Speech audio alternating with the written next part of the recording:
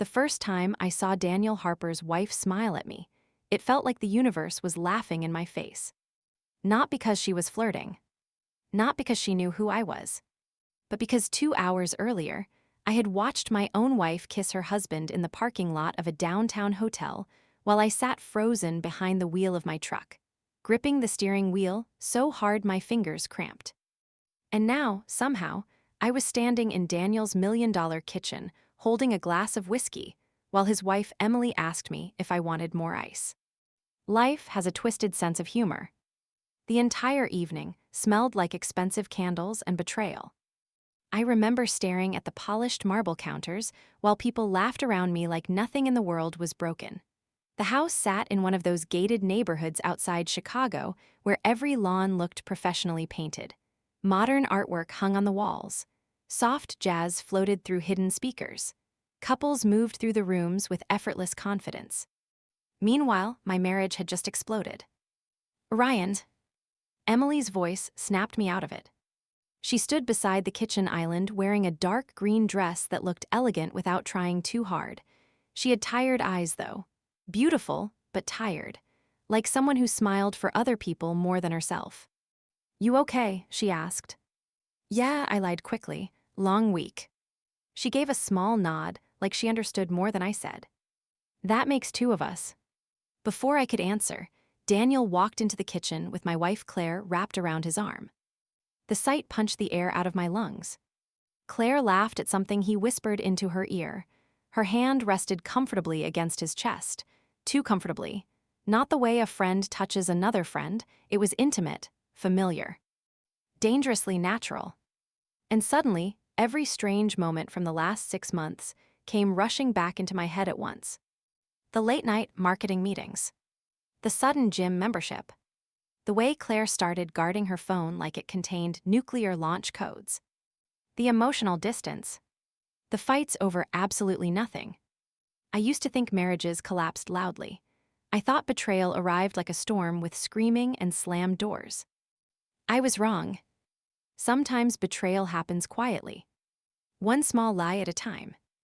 And by the time you notice the damage, your entire life is already underwater. Daniel grinned the second he saw me. "There's my guy," he said loudly. "Ryan, you hiding in the kitchen already." I forced a smile so fake it hurt my face. "Trying to survive your whiskey collection." He laughed and clapped my shoulder like we were old friends. That part made me sick too. Because technically, we were friends. Daniel and I met 2 years earlier through a real estate investment group. He was charismatic, confident, successful. The kind of man people naturally followed into conversations. We started golfing together occasionally, then couples dinners happened, weekend parties, group trips. Claire loved him instantly. At the time, I thought she just enjoyed his energy. Now I knew better. "You should see his bourbon room downstairs," Claire said with a bright smile. "It's insane." I looked at her. Really looked at her. The woman I married 7 years earlier now stood across from me glowing beside another man, while acting like our entire marriage wasn't secretly rotting underneath us. And the terrifying part, she looked happy. Emily suddenly stepped beside me again. "You mind helping me carry more glasses from the dining room?" she asked quietly. I almost said no. But then I noticed something strange. Her eyes briefly shifted toward Daniel and Claire. Only for a second. But it was enough. Enough for me to notice the same confusion and hurt I'd been drowning in all week. My stomach tightened. She knew. Or at least suspected. I followed her out of the kitchen into the quieter dining area, where the noise from the party faded slightly behind us. The second we were alone, Emily exhaled slowly. "You ever get the feeling something's wrong?" she asked carefully, "but everyone around you keeps pretending it's normal." I froze. My pulse started hammering. I studied her face, trying to figure out how much she actually knew. "What do you mean?" I asked cautiously. She gave a dry laugh. "Forget it, that sounded dramatic." "No," I said softly, "I get it." Her eyes met mine. And in that moment, something passed silently between us. Not attraction. Recognition. Two people standing in the middle of the same fire, pretending they weren't burning alive. Emily looked down at the wine glasses in her hands. Daniel been different lately, she admitted quietly. Distant, secretive. I swallowed hard. Every instinct in my body screamed at me to tell her everything right there. Tell her about the hotel parking lot. Tell her about the texts I accidentally saw pop up on Claire's iPad. Tell her how her husband kissed my wife like he belonged to her. But fear stopped me. Because once truth leaves your mouth, life can never return to what it was before. You ever think maybe people change? I said carefully, without warning. Emily smiled sadly. All the time. For a second, neither of us spoke. Then footsteps approached. Claire entered the dining room, carrying another bottle of wine. There you two are, she said casually. Her eyes landed on me first. Then Emily. Something flickered across her expression. Concern, suspicion, guilt. It vanished almost instantly. People are asking where the hosts disappeared to, Claire joked toward Emily. Emily forced a smile. Coming. Claire stepped closer beside me. You're quiet tonight, she murmured. I stared at her. I wanted to scream. I wanted to ask how long she'd been sleeping with him. How many times she kissed me after being with Daniel. How many lies she rehearsed before coming home every night. Instead, I simply said, just tired. Her eyes searched mine carefully. For one terrifying moment, I thought she knew I knew. But then Daniel's voice echoed from the living room, and she turned away. The rest of the night became unbearable. Every interaction between them looked suspicious now. Every glance. Every laugh. Every touch. Once you see betrayal clearly, your brain rewrites every memory in real time. Around midnight, guests started leaving. I stood near the front entrance pulling on my jacket, while Claire disappeared upstairs, supposedly helping Emily clean a spill in the guest bathroom. 5 minutes passed. Then 10. My chest tightened. I walked toward the staircase before I could stop myself. Halfway up, voices drifted down the hallway. Claire's voice. Sharp whispering. Then Daniel's. You need to relax, he muttered. You said he didn't suspect anything. He doesn't. A cold wave crashed through my body. I stood frozen in the shadows beside the staircase, while my entire marriage shattered completely. Claire lowered her voice further, but I still heard enough. This is getting risky. Daniel chuckled softly. That's what makes it exciting. I nearly lost control right there. My fists clenched so hard my nails dug into my palms. I wanted to storm upstairs. I wanted answers. Violence. Anything. But then another voice interrupted. Emily. Has anyone seen Ryan? Instant silence upstairs. A second later, footsteps separated quickly. Claire appeared at the top of the staircase, adjusting her hair. The second she saw me standing there, all color drained from her face. Hey, she said too quickly, you ready? I stared at her for what felt like forever. Then I looked past her toward the hallway, where Daniel now emerged, pretending nothing happened. And somehow, in that exact moment, I understood something horrifying. They didn't just think they were smarter than us. They thought we were weak. That realization changed everything inside me. The drive home was painfully quiet. Rain tapped against the windshield, while Claire scrolled her phone, pretending exhaustion. I kept both hands locked on the steering wheel, because if I looked at her too long, I might say something irreversible. You had fun tonight, she asked eventually. The audacity nearly made me laugh. Sure. You don't sound sure. I'm tired. She nodded slowly. Then silence returned. When we finally reached home, Claire headed straight toward the bathroom while I sat alone in the dark living room staring at nothing. My phone buzzed unexpectedly. Unknown number. For a second, I almost ignored it. Then another message arrived immediately after. Unknown. I know you heard them upstairs tonight. Every muscle in my body locked instantly. Another text appeared. Unknown. We need to talk. I stared at the screen. Then typed carefully. Emily. 3 dots appeared almost immediately. Unknown. Yes. I looked toward the bathroom hallway, where water now ran from the shower. Claire had no idea. My pulse raced harder. Me. Does he know you're texting me? EMILY. No. Me. How long have you known? Several seconds passed. Then. EMILY. I wasn't sure until tonight. I leaned back against the couch, feeling suddenly exhausted beyond words. Not because I discovered the affair. Because now it was real. Shared. Confirmed by someone else living inside the same nightmare. EMILY. Did you know before tonight? I stared at the question for a long moment. Then answered honestly. Me. I suspected. Tonight confirmed it. Another pause. Then. EMILY. I'm sorry. That nearly broke me. Not because of pity. Because she sounded genuinely devastated, too. I typed before thinking. Me. You didn't do this. Her response came quickly. EMILY. Neither did you. I rubbed my face hard. The shower upstairs continued running. Claire was 20 feet away, washing off another man's touch, while his wife and I sat texting each other like survivors after a disaster. EMILY. Can we meet tomorrow? My first instinct was no. This entire situation felt dangerous emotionally, messy, explosive. But another part of me desperately needed someone who understood what this felt like. Because betrayal isolates you. It makes you question your sanity, your worth, your memories. And suddenly, the only person who truly understood my pain was the wife of the man destroying my marriage. Me. Okay. EMILY. Coffee shop on Maple Street. 11 a.m. Me. All right. Her final message came seconds later. EMILY. Ryan. Please don't tell them yet.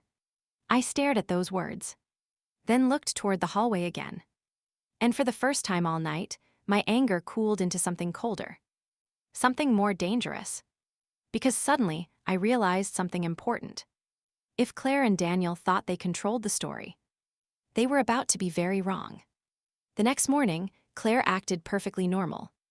That disturbed me more than anything else. She hummed while making coffee, asked if I wanted eggs, kissed my cheek before sitting across from me at the kitchen table like she hadn't spent months betraying me behind my back. I watched her carefully. How many mornings had she done this already? How many times had she looked me directly in the eyes while hiding another relationship? You okay? She asked between sips of coffee. I forced myself to nod. Just work stress. She studied me briefly, then smiled softly. You've seemed distant lately. The irony almost made me choke. Distant. I wanted to laugh in her face. Instead, I said nothing. Because anger is loud. But controlled silence terrifies guilty people far more. At 10:30, I told her I had a client meeting downtown. She barely looked up from her phone. Okay, love you. The words hit like poison. I left without responding.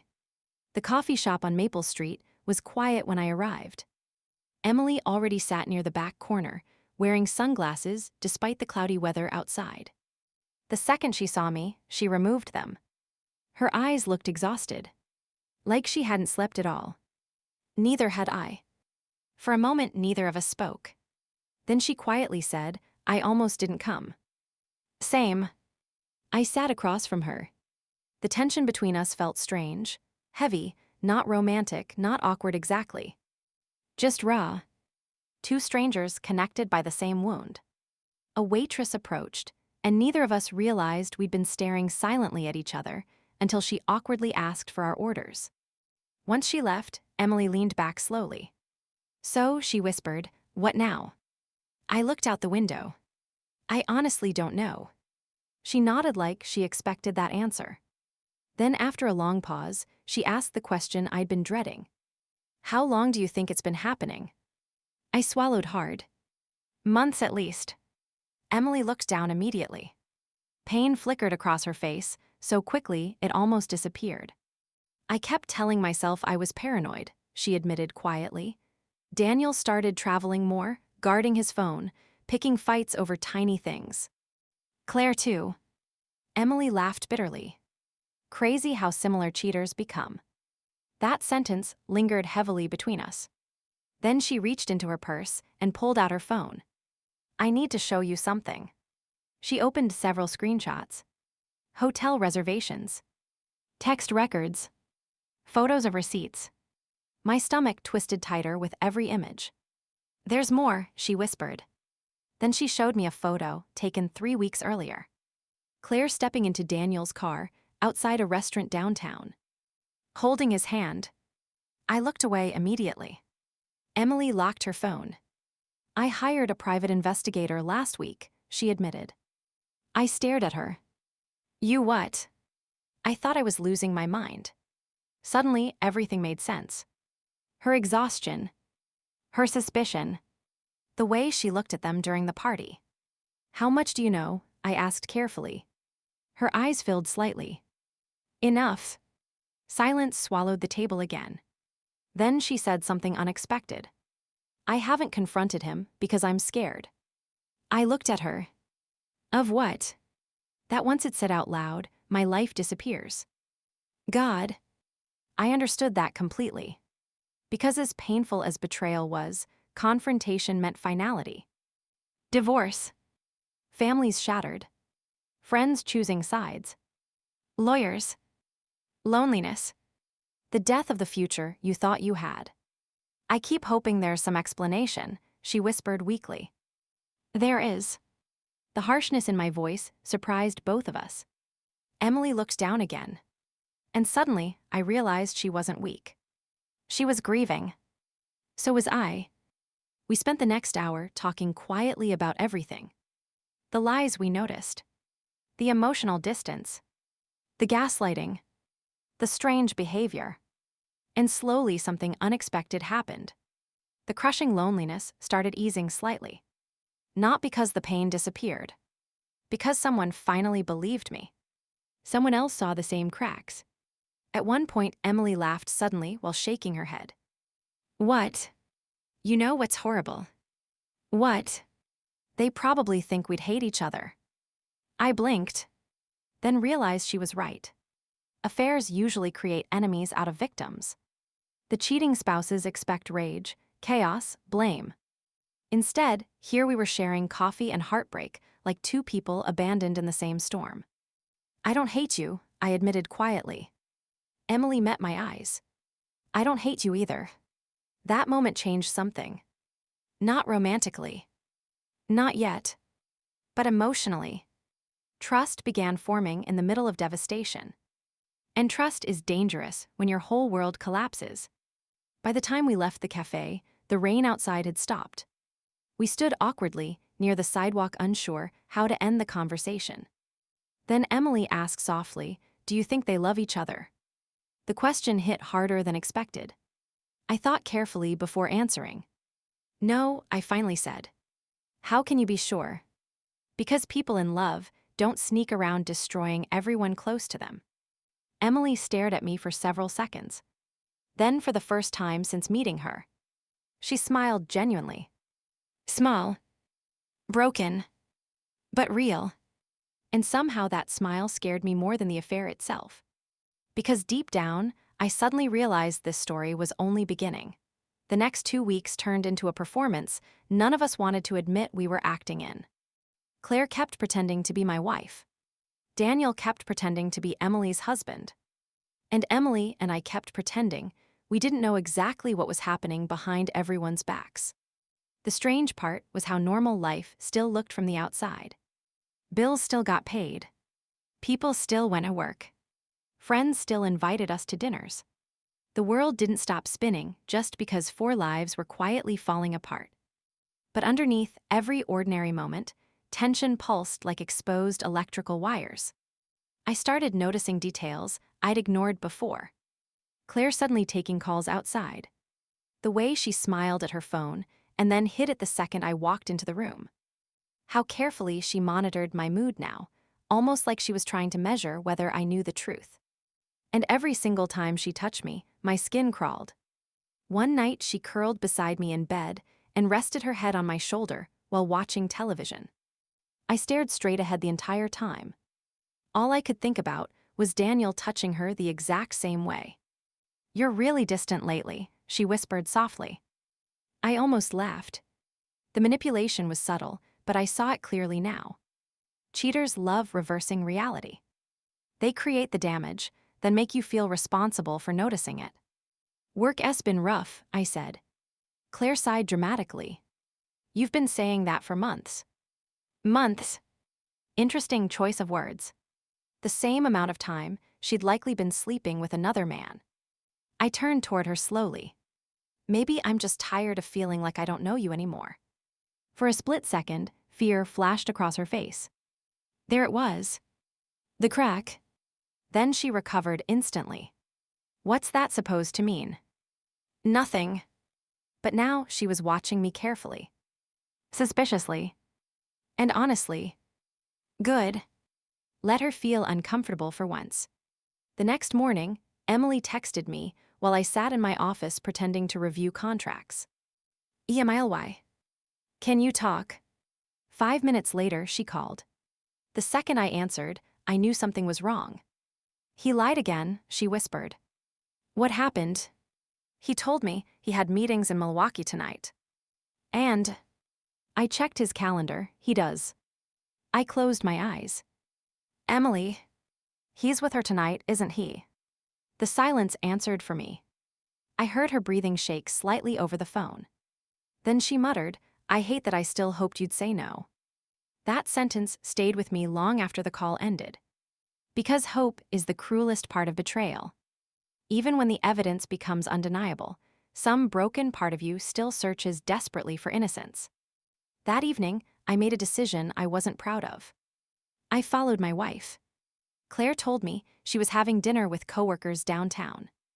At 7:15 p.m., she parked outside a luxury apartment building near River North. 10 minutes later, Daniel arrived. I watched from across the street as he walked toward her car. Then she kissed him before they even made it inside the building. Not a hesitant kiss. Not guilty. Comfortable. Experienced. Like they'd done it 100 times before. Something inside me finally died watching that. People think rage is the strongest emotion during betrayal. It is. It's grief. Pure grief. Because you realize the person you loved doesn't actually exist anymore. Or maybe never existed at all. I drove home numb. Around midnight, Emily called again. This time she was crying. Not loudly. Quietly. The kind of crying people do when they're trying not to completely break apart. "I saw his location," she whispered. "He turned it off for 3 hours." I sat alone in my dark living room, listening to another man's wife fall apart, while my own wife slept with her husband across the city. Nothing about my life felt real anymore. "Ryan." "Yeah." "What if they leave us?" The question crushed me because I knew she wasn't asking about marriage anymore. She meant emotionally. Mentally. Spiritually. What if we're the only idiots still holding onto something that already died? I leaned back slowly. Then answered honestly. "Maybe we are." Silence filled the line again. Then Emily asked quietly, "Do you miss who he used to be?" I thought about Claire instead. About the woman I met at 27. The woman who danced barefoot in our kitchen. The woman who cried when we bought our first house, because she said it felt like building a real life together. The woman who once looked at me like I mattered. Every day, I admitted. Emily broke down harder after that. And somehow, without planning it, I stayed on the phone with her until nearly 2 in the morning. Not because either of us had answers. Because loneliness becomes unbearable after betrayal. And hearing another human voice who truly understands the pain keeps you from drowning completely. The dangerous part came later. Not immediately. At first, Emily and I were simply surviving together. Coffee meetings became regular. Phone calls happened almost daily. Sometimes we talked about the affair. Sometimes we talked about everything except the affair. Movies, work stress, childhood memories, life before all this happened. And slowly, I started noticing things about her I'd never paid attention to before. Emily was funny in a dry, unexpected way. She loved old bookstores. She drank terrible gas station coffee because she claimed fancy coffee tastes judgmental. She apologized constantly, even when she did nothing wrong. And she carried sadness like someone who'd spent years trying to earn love from people, unwilling to give it freely. One afternoon, we sat beside the lakefront sharing takeout sandwiches while cold wind rolled off Lake Michigan. Emily pulled her coat tighter around herself. "I keep replaying everything in my head," she admitted quietly. "Same. Did you ever ignore red flags because you loved her?" I looked down immediately. "Too many times." Claire flirted openly with attention. She loved validation, loved admiration. And every time something felt wrong, I convinced myself I was overthinking. Because trusting someone means willingly making yourself vulnerable to them. "Yeah," I said softly, "I ignored a lot." Emily nodded slowly. "Me too." Then after a long pause, she whispered something I'll never forget. "I think the worst part is realizing they stopped protecting our feelings a long time ago." God, that was exactly it. Affairs don't start with sex. They start the moment someone decides your pain matters less than their excitement. I stared out at the water for several seconds. Then I asked carefully, "Why haven't you confronted him yet?" Emily laughed weakly. "Because once I do, everything changes. You deserve better than this."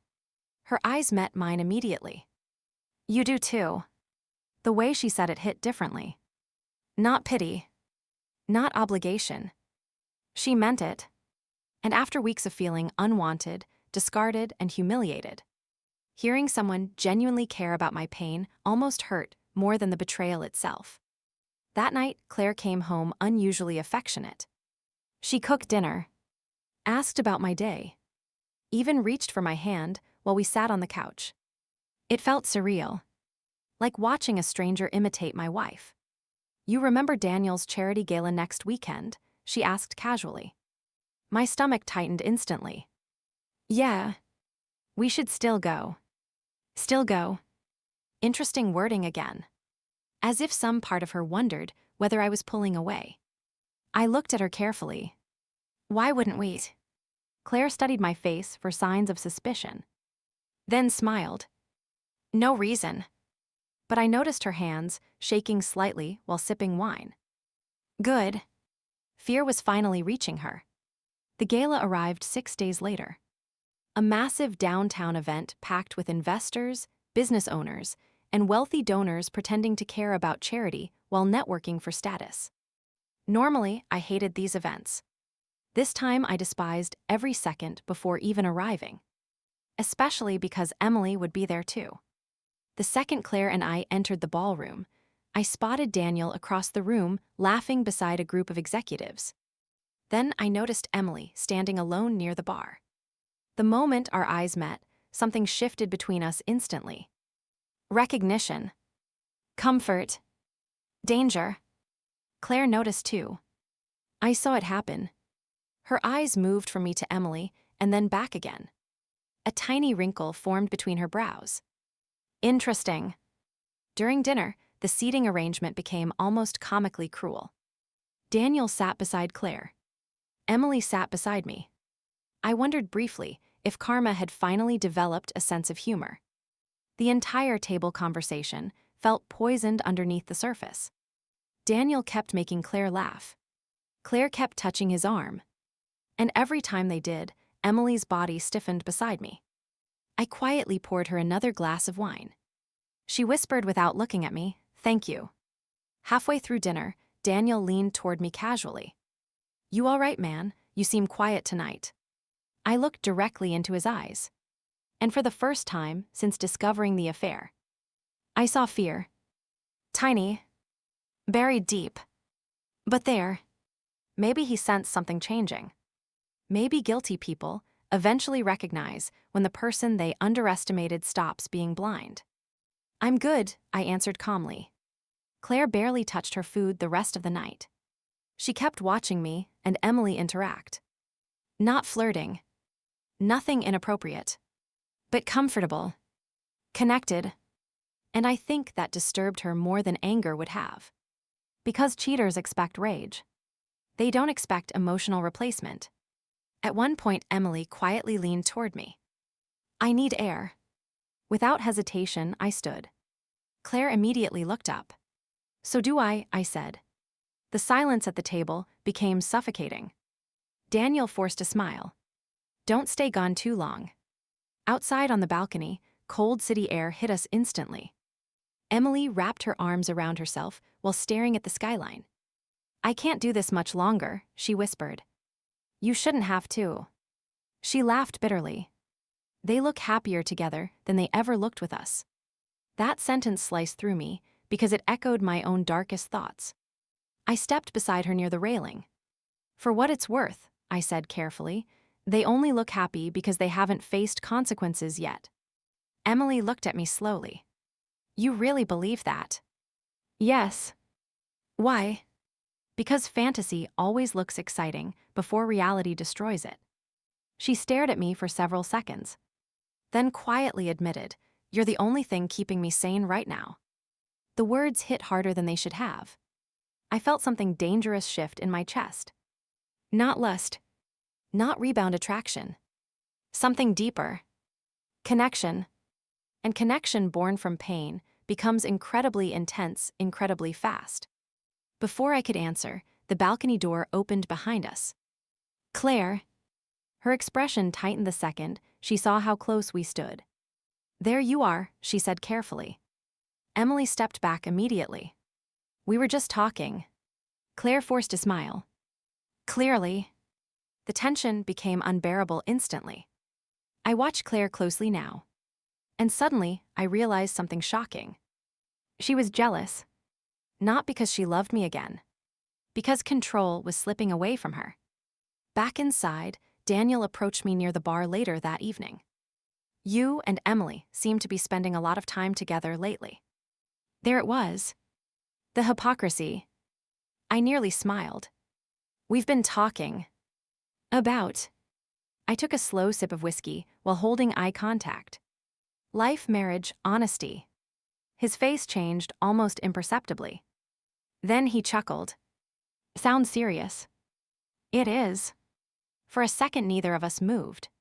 Two men standing inches apart pretending we weren't enemies. Then Daniel lowered his voice slightly. You know, relationships get complicated sometimes.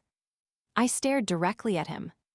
No, I said calmly, people make them complicated. His smile faded slightly. Good.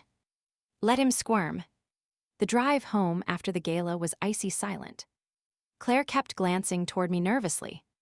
Finally, she asked, What's going on with you and Emily? I looked out the passenger window for several seconds before answering. What do you mean? You've been different around her. I almost laughed at the absurdity. Different. Compared to secretly sleeping with her husband. The restraint it took not to expose everything right there nearly tore me apart. She's going through a hard time, I answered evenly. Claire's jaw tightened subtly. And you're comforting her. Yes. The silence after that answer felt explosive. Then Claire said something revealing. Be careful she doesn't get the wrong idea. That did it. I turned slowly toward her. The wrong idea about what? Claire hesitated. I just mean, emotional situations can blur boundaries. The hypocrisy was so massive, I genuinely lost words for a moment. Then suddenly, something inside me snapped into absolute clarity. Claire wasn't worried about me cheating. She was terrified of losing access to me emotionally while she betrayed me physically. That realization changed how I saw her forever. When we got home, she followed me upstairs. Ryan. I kept walking. Ryan, seriously. I turned finally. What? She crossed her arms tightly. You've been acting strange for weeks. I stared at her quietly. Then asked the question carefully. Are you happy, Claire? Her face shifted instantly. What kind of question is that? A simple one. She looked away first. And in that moment, I knew. Not because she admitted the affair. Because guilty people avoid honest questions like fire. I don't know, she whispered eventually. The answer hurt more than I expected. 7 years together. And I don't know was all that remained. That night, long after Claire fell asleep beside me, I sat alone downstairs texting Emily. Emmy. You awake? 3 dots appeared immediately. EMILY. Can't sleep. Emmy. Me neither. A minute passed. Then. EMILY. I saw the way Claire looked at us tonight. I stared at the message. Emmy. Yeah.